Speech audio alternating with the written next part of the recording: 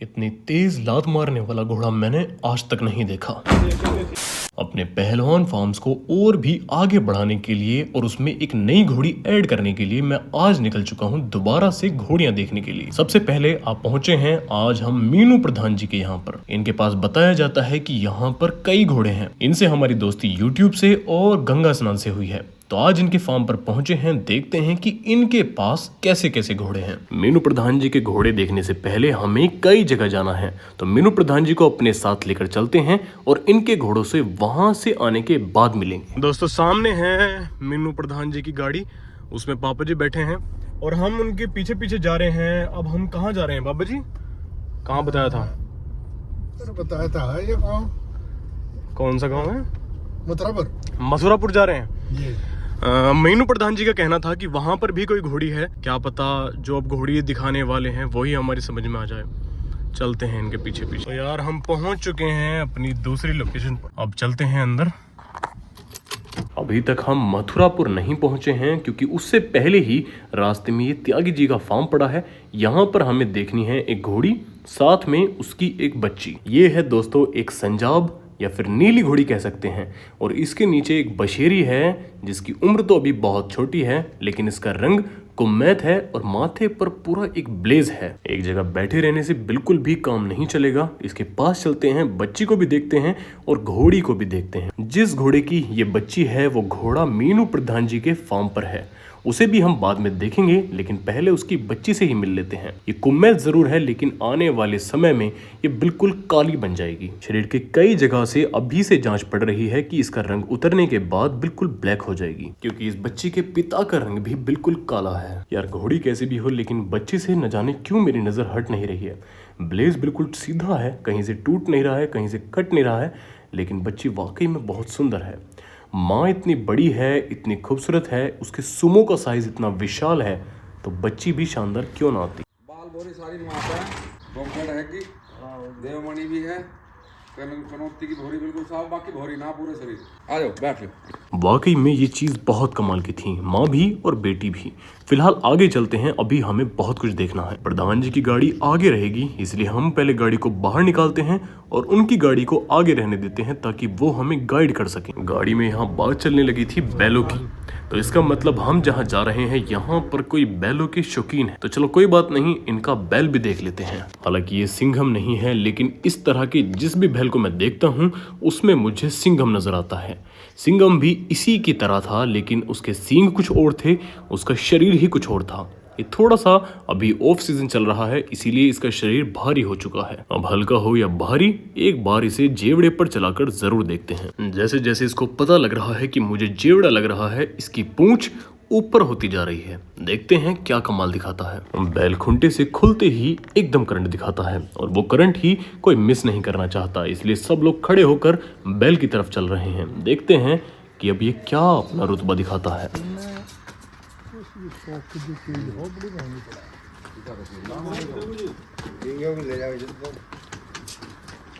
पीछे से देखने पर जांच पड़ती है कि शायद एक बिचार चल रहा हो, लेकिन वैसे ये एक बढ़िया चुस्त बैल है।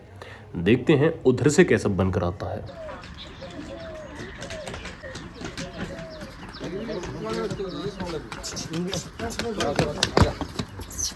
जिस बैल के इतने विशाल सींग हों उससे थोड़ा दूरी बनाए रखें, इसी में समझदारी है। क्या बात है, ये हुई ना बात। बहुत बढ़िया, बहुत बढ़िया, क्या बात है। यहाँ पर बैल बहुत विशाल है और चल भी बहुत कमाल का रहा है। काफी दिनों से ये बैल बिल्कुल आराम फरमा रहा है, इसलिए इसका मन बिल्कुल नहीं कर रहा कि मैं बाहर सड़कों पर घूमूं। ये चाहता है कि मैं दोबारा से अंदर चला जाऊं।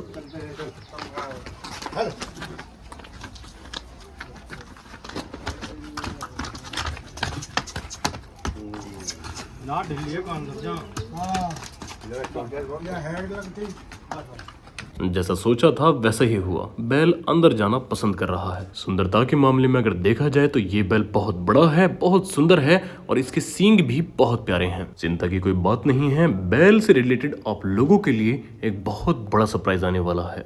अब वापस चल दिए हैं दोस्तों हम यहाँ से, अब सीधा घोड़ी देखने के लिए। दोस्तों अब पहुंच चुके हैं एक और जगह, यहाँ हमारी रिश्तेदारी भी निकल गई है, तो वहां भी जाना जरूरी है और यहाँ पर अब फाइनली घोड़ी भी है एक।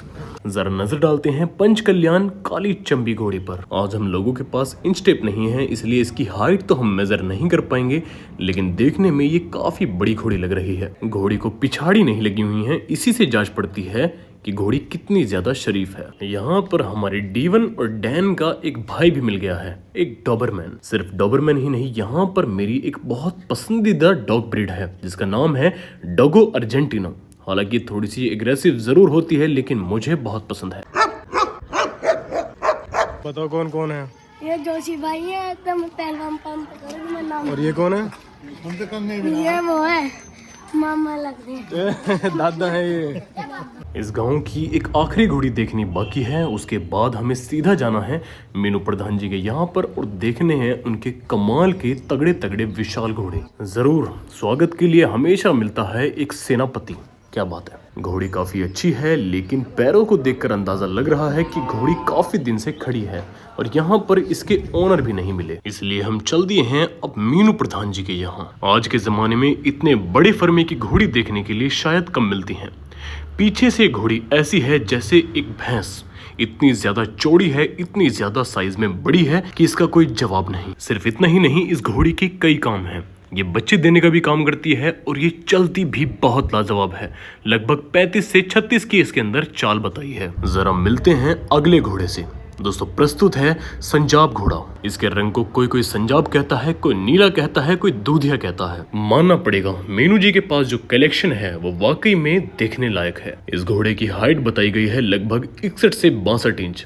इस घोड़े के कान, इस घोड़े की गर्दन और चेहरा इतना खूबसूरत कि जवाब नहीं। ये घोड़ा सिर्फ दिखने में ही नहीं, सच में बहुत शरीफ है। चलो शरीफ घोड़े से तो हमारी मुलाकात हो चुकी है, लेकिन अब कुछ ऐसा देखते हैं कि जिसे कोई एक आम आदमी देख ले तो उसके रूह कांप जाए। मिलते हैं मीनू जी के एक काले घोड़े से। मीनू जी ने एक ऐसे घोड़े को थाम रखा है जिसे थामना एक जिगर वाले के काम है। जब ये घोड़ा खिलंदरी के मूड में होता है और गलती से इसके पीछे अगर कोई इंसान चला जाए तो मुझे नहीं लगता कि उसके प्राण निकलने से पहले वो बचकर वापस आएगा। जो सवाल आपके मन में है, मेरे मन में भी वही है कि मीनू जी इसके पास जाना, इसे खोलना बांधना कैसे करते हैं।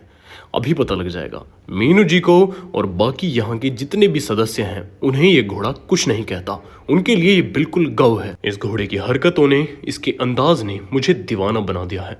कौन कौन चाहता है कि मैं भी इसी तरह का एक खतरनाक घोड़ा अपने फार्म पर लेकर आऊं? कमेंट्स में अपनी राय जरूर देना।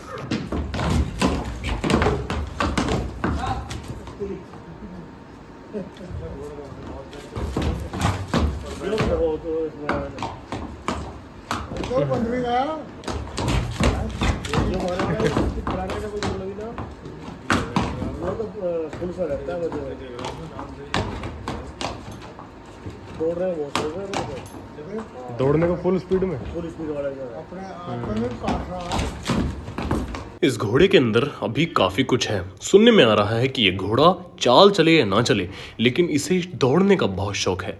इसे जितनी मर्जी उतनी तेज दौड़ा सकते हैं, लेकिन उससे भी पहले हम इसे बाहर निकाल कर देखते हैं, क्योंकि मीनू जी का कहना है इसके अंदर कुछ और भी है। तो चलो वो भी देखते हैं। अभी थोड़ी देर पहले मैंने इस घोड़े को अंदर देखा था और अब मैं बाहर देख रहा हूँ। दोनों में जमीन आसमान का फर्क है। लगाम लगने के बाद और लगाम की रास मीनू जी के हाथ में आने के बाद ये घोड़ा बिल्कुल ऐसा हो गया है जैसे कुछ जानता ही ना हो। इस घोड़े की अब एक और कलाकारी देखते हैं। एक बार और खड़ा।